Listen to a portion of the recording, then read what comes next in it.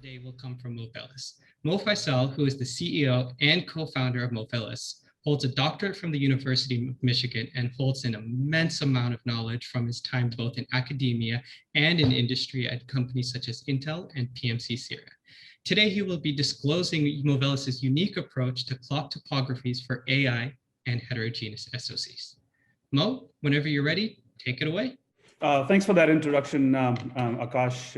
It's really a pleasure to have an opportunity to speak to this audience, and especially when on a day when you're announcing our Intelligent Clock Networks platform.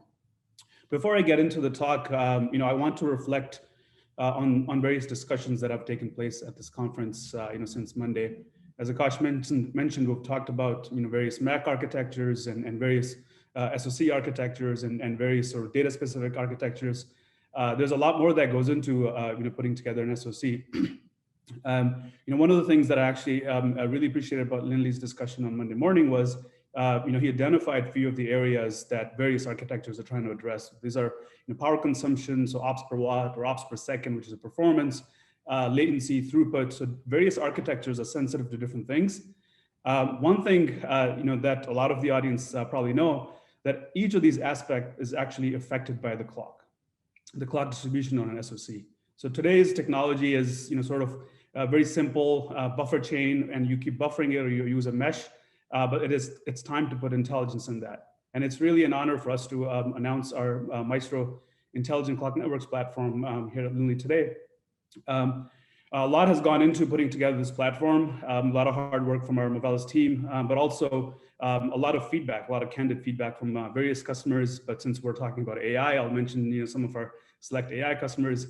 A lot of good feedback and guidance from Esperanto Technologies, Mythic, Sentient, and then there's other customers that will remain unnamed. So it's really been it's a village that takes to put together innovation like this, and we're really excited to be sharing what we have developed with you. So before I get into the technical detail and making a case why intelligence inside the clock networks makes sense, quick overview of the company. We were founded in 2014. Very deep technical roots that run deep into multiple universities, and our customers are expanding markets. We have delivered our solutions to very high performance cloud chips, multi-gigahertz, almost radical size chips, 4 or 5 gigahertz, all the way to the other end, which is very low power industrial IoT. Not only that, our solution also addresses challenges for space. So we have several customers, our designs are going into space in a variety of applications. We're backed by industry's who's who. Intel Capital has been a repeat supporter. State of Ventures, which is a venture firm founded by the founder of Analog Devices, led our last round. And then Can Do Ventures is another venture firm led by some of former Marvell executives and industry experts. So the product, as already mentioned, we'll be announcing Intelligent Clock Networks Maestro platform. Long history of innovation, lots of patents, and we have first-time silicon success rate. And our solutions have been delivered in a variety of foundries. So it's an architectural solution which is foundry and process agnostic and helps every single SoC in any foundry. So just looking at what's happening in the world today, right? We've been hearing about this in the last couple of days. We're in the middle of it's a really challenging yet really opportunistic time. So it's people call it Renaissance. I think it's the next step. Actually, it's beyond Renaissance. It's evolution. It's enlightenment of silicon industry. So the era of general purpose compute. I mean, it's no surprise to anybody. It's behind us. The era of data-centric customized chips, and specifically as it comes to AI chips, is here.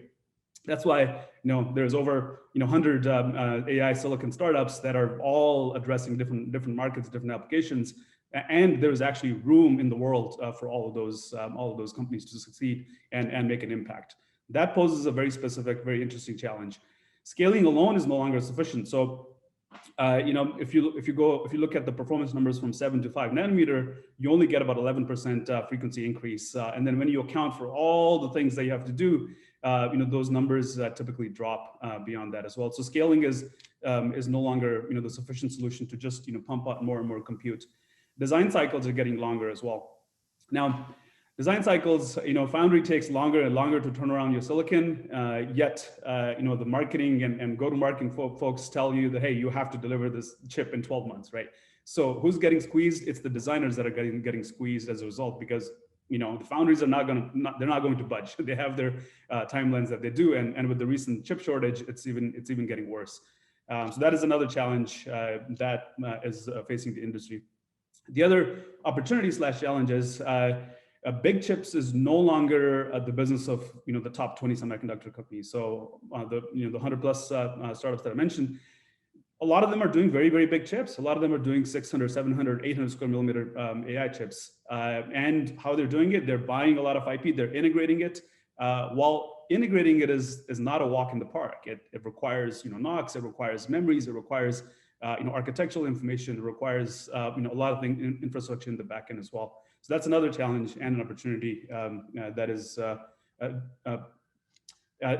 facing the market. Manufacturing cost is no surprise to anybody. If you want to bring a 5 nanometer chip to the market, including software infrastructure, it'll cost you $500 million. So it is a perfect storm of lots of opportunity and lots of challenges. And each of these challenges are impacted by the heartbeat and the clock distribution network on an SoC. Now, let's get specific about AI SoCs. So AI SoC clock distribution, there's all kinds of customization happening from the architecture perspective, yet there's sort of general purpose, clocking schemes being applied to these architectures. So you leave a lot of performance at the table as a result of that. Clock impacts latency, clock impacts throughput. It depends on which market you're after and what you're trying to optimize for. Clock impacts power, clock impacts performance. So across the board, everything is impacted. Everything that you care about on an SoC is impacted by the clock. And again, if your design is throughput sensitive, you don't want to be applying clocking schemes that are optimized for latency or optimized for power or vice versa, right? So intelligence in the clock network will allow you to adapt, depending on where your sensitivities are, and that's the reason there's a need for intelligence in the clock networks. But before getting into more of the technical details, what is a clock network? So clock network is actually the largest, other than the power network, it is the largest interconnect on an SoC. It basically takes the clock edge from the source to every single flip-flop. And that could be tens of millions, hundreds of millions of flip-flops on a chip. And all of those clock edges may have to arrive at the same time. And in reality, they don't. And clock is shipped over long distances. You pick up a lot of variation, skew, noise. And by the time it arrives at the flip-flop, you have a lot of challenges. And that ends up eating into your margins, timing margins, and power and performance. So the clock network is one of the largest networks on an SoC that is also very, very important and impacts everything. Now, just looking at the spectrum, obviously in the middle, there's almost infinite combinations you can put together, but the spectrum of the clock networks today in high performance SoCs, if you care about performance, if you care about running the fastest or running a large synchronous design, your option is you put a high performance mesh. It's a mesh of metal. You end up burning a lot of routing resources. You have to do custom analysis. And it ends up consuming many tens of watts of power. Some of the numbers, from 20, 30, 40 watts on high performance large chips, you can burn into a clock mesh. On the other end of the spectrum, if you care about power, you go for tree. It is automated. The tools have CTS techniques. It is low power, but then on the flip side, you end up picking up a lot of variation and skew. So you end up giving up a lot of performance and end up impacting your time to market and timing closure. So this is the current state of the spectrum of the solutions in clock distribution. There is plenty of room in the clock network. This is the theme stolen from Richard Feynman. There's plenty of room at the bottom. When you look at the clock networks, there's plenty of room for innovation in the clock networks. And you might ask, how much room there is? Well, if you look at a typical high performance SoC today, up to 30% of the cycle time. So that is 30% of the cycle time is wasted, quote wasted because of on-chip variation and skew and jitter and other things that you pick up. So that's, if you're running your SoC at a gigahertz, that is 300 picoseconds. Now that also impacts your schedules, and maybe because you don't have time, you end up leaving that performance at the table. This also impacts your time to market. Chip level time enclosure is a singular bottleneck in SOC's time to market. So all the schedules are impacted as well. And clocking and how clean your clocking is will impact your binning and the yield of all your chips. So it will actually shift the entire curve down if your clock distribution is not high quality. Now, there's been a lot of progress in clock distribution techniques over the last decades, but not a lot of disruptive innovation. So there's meshes and there's trees, and then you combine all those things. But all of those techniques look to fight against variation. They look to fight against skew. But when you add intelligence to it, you can dance with all these variations and actually at the end come out having the best PPA for your SoC. Now, there is a need. So all of that being set up, there's a need to have intelligent clock networks that can adapt to a few things. Architecture. So you don't want to be applying an edge type clock architecture to your cloud type application. By definition you're leaving a lot of things at the table. So you want to be doing purpose-built, optimized clock networks for your application.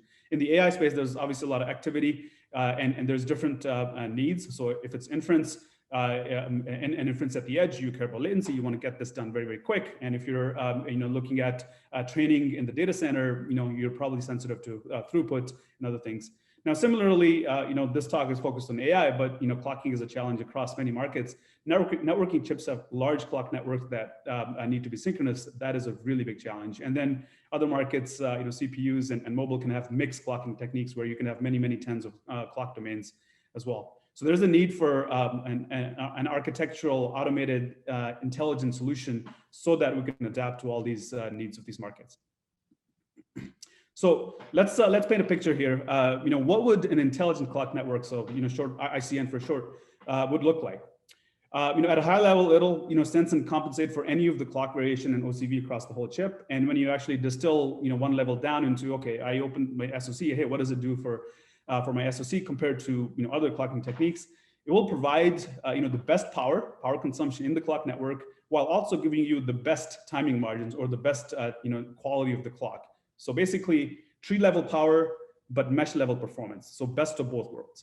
Not only that, it will also accelerate your time to market by decoupling some of the dependencies that you may have on local timing versus global chip level timing. In addition to that, intelligent clock techniques can also help you reduce peak current and voltage noise at the system level as well. So this is some of the characteristic of an intelligent clock network that would solve a lot of the challenges that I've mentioned previously. Now, let's dig into one of the value propositions. So power consumption and performance and throughput. How does an intelligent clock network create value there? Intelligent clock network automatically senses and compensates for OCVs and skews. It gives you more useful cycle time. So instead of burning 30% of the cycle time into clock variations and whatnot, maybe you can bring it down to 5%. Now that extra 25% cycle time you have, then you have two options where you can do with that extra slack. One option is you can re-optimize your SoC at design time, so synthesis, place, and route on STA, and end up with smaller gates or fewer low threshold voltage devices. And the result is you can save significant power at the SoC level. You can optimize it as more than 30% dynamic power and up to 30% leakage power as well, right? So that is one of your options when you have extra clean clock and you have extra slack in your timing. The other option is if you have voltage flexibility to supply voltage flexibility in your design, which most of the SoCs today have, then you can take the path of leaving the design as it is, leave the slack as it is, and then lower the voltage in the field and have a low power skew of your product. You can still get 30% dynamic power reduction as well as leakage power reduction by lowering the supply voltage in the field. Not only that, you also have the luxury of leaving the voltage as you designed it for nominal and have a higher performance product skew. So 10 to 30% higher performance. So in this case, you have the same design and you can have two product skews and address two markets. And it is all because of the intelligence in the clock network. Now, let's continue. There is schedule. It is on everybody's mind. And then schedule is time enclosure is a very, very complex thing in large SoCs. So here, this is a cartoon drawn how today's SoC design and time enclosure looks like. You have various blocks, various cores coming from different teams or different suppliers, different companies, different partners. they all arrive at different times. And this is actually, your system level time enclosure is gated by when you have all the blocks, and then you can reliably start doing system level time enclosure. Not only that, if you learn something that is not possible at the system level, then you may have to go, change one of the sub blocks, and you end up creating the circular dependency. And you may have to do 4 to 6 iterations of this back and forth before your system level chip, your chip is time enclosed. And that's a big challenge. That is a singular bottleneck today in the tape-out schedules. An intelligent clock network would break that trade-off. It would make your system level, chip level time enclosure independent of when your various blocks arrives. And you can, simultaneously start closing and start putting together and start integrating your SoC in parallel while your sub-blocks are getting completed. And this is demonstrated by our solution and verified by the customers, more than 2x in acceleration in time enclosure at the system level. So this is another thing that intelligent clock network would create in terms of value. Now, continuing on, mentioning some of the themes, synchronization is, data movement is defined by the synchronization, the quality of synchronization, the quality of clock you can have. So today, a lot of the AI SoCs tend to be mesosynchronous, where they're running at the same frequency, but the edges are not defined, and then you put a lot of them sit. There's a NOC that sits between the fabric. And then depending on how far the edges are, you have to put many layers of many stages of FIFO as you're moving data from one core to the other. Now that adds latency to your system. With a clocking technique where you can actually have a defined relationship across the entire chip, you can remove, you can simplify that maybe from 6 stages of FIFO down to 1, and you can reduce 6 cycles of latency on your system as a result of having a well-defined, high-quality, large-scale synchronization technique that intelligent clock network would provide. Now, I just focused on the SoC level. Now let's actually level up a little bit. So what happens at the package? So clock also determines how much voltage noise and peak currents you're going to see. So here on the left, it's an FFT of a 256 core design where you have 256 cores switching all at the same data rate, and you have all kinds of switching noise and switching peak current. This impacts your package design. On the right, with intelligent clock, when an intelligent clock network orchestrates the clocks properly, you can see that a lot of the noise is gone. Now, if there's any sort of package designers or SoC designers in the crowd, you'll notice that actually on the right here, you reduce, because of your noise is a lot lower, it's been attenuated, you can reduce the need for decoupling capacitor on chip as well as on package. That reduces cost, and that also reduces the cost of your package and improves the reliability as well. So the value of an intelligent clock extends beyond just how quick you get to the market and what the power and performance of your chip is. It extends beyond into the bill of materials in the entire system as well. Now, this is exactly what we've done. Movellus' Maestro platform, it produces intelligent clock networks. As an input, it takes your architectural information. So how many cores, what kind of cores, how many clock domains, and number of cores, et cetera. And we generate a purpose-built optimized clock network for your SoC. And the platform is made up of several parts, several patented architectures, virtual mesh, smart clock modules, and then it also comes with the system level, chip level time enclosure methodology and easy flow that integrates into your standard synthesis place and route flows. Now, the output of this is an intelligent clock network along with all the documentation and everything. So it's a combination of IP and methodology that you then take and integrate inside your SoC. All right, so Maestro is a platform which builds purpose-built optimized clock networks for any SoC, and it understands what your needs are, as opposed to just applying a generic, here it is, here's the best optimized clock network for you, but it's only for one market or one application. It will actually optimize it for you depending on your needs. We're going to touch on a couple examples. So integrated this into a very large SoC, more than 1,000 core SoC, almost radical size, 7 nanometer, really wide dynamic voltage and frequency scaling. So this is SoCs built with energy optimization in mind. At the end of the day, when these high performance SoCs are in the data center, it's cost of ownership that the end customer is sensitive. So energy optimization is a very interesting way of looking at the chips these days, and this was delivered and integrated in 7 nanometer. Now, slightly different example intelligent clock network, Maestro intelligent clock network integrated into a space processor. It's a 150 square millimeter chip. The problem statement here was that it was it's a 150 square millimeter synchronous chip, and it needs to go to space. It needs to be radiation hardened, and the time to market was very sensitive. So with our intelligent clock network, we basically broke the trade-off of, or the dependency of local versus global clock networks, and allowed this customer to have more than 2x reduction in their time enclosure time at the system level. Also, radiation hardening. It's an important, and that segment of the market is exploding, and there's a lot of opportunities there. Now, to wrap up, we've introduced our Maestro intelligent clock networks, and just to wrap up. First of all, quality of clock affects your core. So if you have little Mac core or any sort of AI core, RISC core, it impacts your core. It allows you to do lower power and higher Fmax. It also improves the mosaic of your cores. If you have 1,000 cores, 100 cores, it improves the quality of that as well. And the value of that continues to extend at the system level. So time to market, throughput, performance, reliability, and we can naturally extend this into chiplets as well, right? So synchronization is a very big challenge as the world goes towards chiplets. So with that, I've mentioned a lot of the values of intelligent clock networks. If you're curious about how much room that you're leaving at the table in your SoC, come talk to us in our breakout session at 11:40, and we'll be more than happy to talk to you and do an analysis for you and let you know what kind of performance that you can get in your SoC. Thank you. First of all, thank you for making your disclosure here today at our conference. And also good job of just you had so much content, you got through it. Good job in our time window. So kudos. So I'm going to start with a question from the audience because it's a pretty good one. What specifically is making your network intelligent, your clocking network intelligent?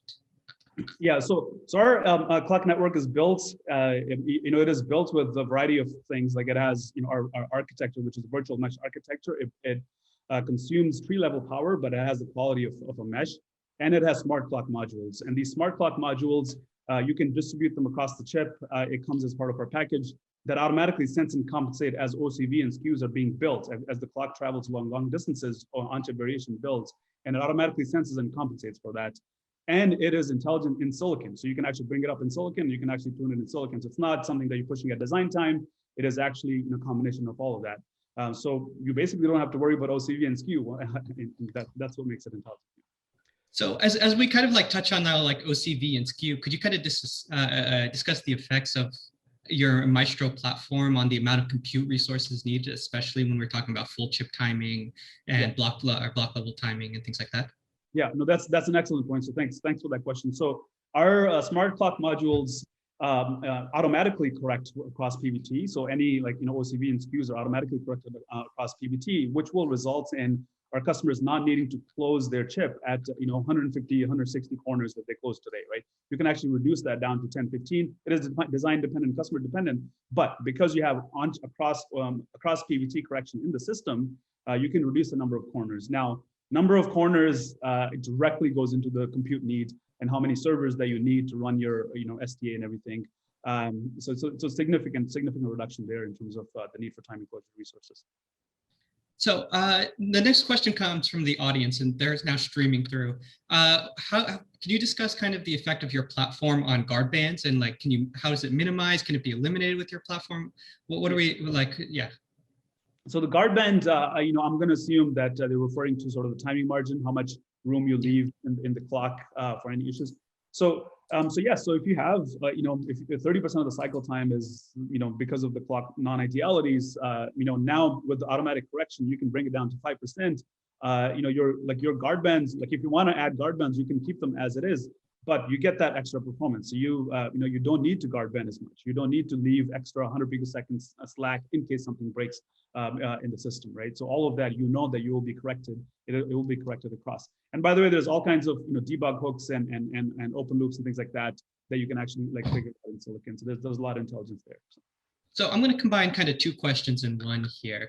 So there's a little bit of confusion about what is Maestro. Is it like a product? Is it a tool? Is it a service? And on top of that, how does Maestro kind of play into the current EDA landscape? Like, where is it? Like, can you hook it in? Do you need like to write scripts for it? How does that hook into the current EDA landscape? Yeah, that's an excellent question. So Maestro is a clock networks platform. So it's not just one clock network. It is, so we generate an optimized clock network for you, right? It fits into existing tools. So here, the easy flow portion, like it fits into like Cadence, Synopsys standard tools. We have reference methodologies like kits, or you can use different terminology for that customer takes and integrate, and if there's any need for support, we support them through it. But it's a platform that is in-house platform based on the customer needs. We generate we generate a purpose-built optimized clock network that is then delivered to the customer in the form of combination of IP and methodology and documentation. So it's an in-house platform, but the customer gets an intelligent clock network and various building blocks, as well as integration guidelines. And so we're starting to kind of run a little bit low on time for Q&A. So I just kind of want to throw this out there, and it also answer one of the questions. Please go sign up for Movellus' breakout session starting at 11:40 Pacific Standard Time, because I agree with some of the audience members. These are really bold claims that you're making for clocking. And if you go to the breakout sessions, Mo can break down how some of these customers are actually reaching those like massive timing closures. How are they bringing that performance level up to 20, 30%?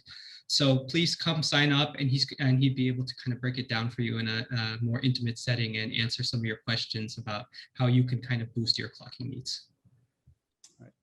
Anything else you want to kind of say as some parting words, Mo? Some clocking advice? Yeah, I just, well, the parting words I have is, we're talking about intelligence and everything in this conference, right? It's time that we have hard intelligence in SOCs, clock being the heart of SOCs, right? So it's time for us, for Silicon to do hard intelligence. So that's all I have. Thank you. Thank you. You were a great presenter. Again, thank you so much for making the disclosure here today at our conference. And so much material, and you got through it all. You were clear, succinct. You did a great job. Thank you again for coming in and just knocking it out of the park. Yeah, thank you for facilitating. Thank you. Thank you, everybody, for your attention.